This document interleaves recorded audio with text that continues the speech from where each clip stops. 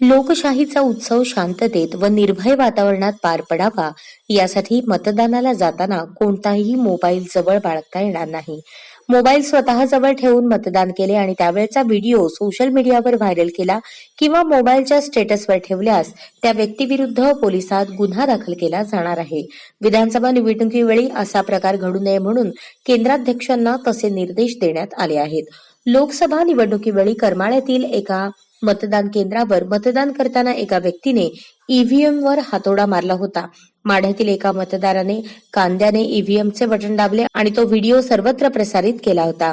सांगोल्यातील एका मतदाराने पेट्रोल टाकून ईव्हीएमच जाळण्याचा प्रयत्न केला होता.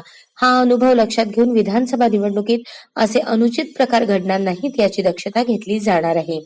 मतदारांना मोबाईल घेऊन जाता येणार नाही आणि मोबाईल घेऊन गेलाच तर त्यांना मतदान करतानाचा व्हिडिओ काढता येणार नाही.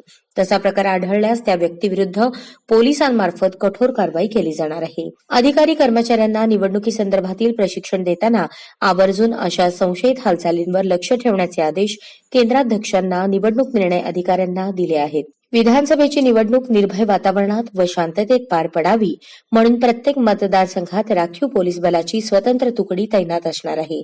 सोलापूर जिल्ह्यातील 11 मतदारसंघातील 3723 मतदान केंद्रांसाठी एकूण 12,000 पोलिसांचा बंदोबस्त नेमला जाणार आहे.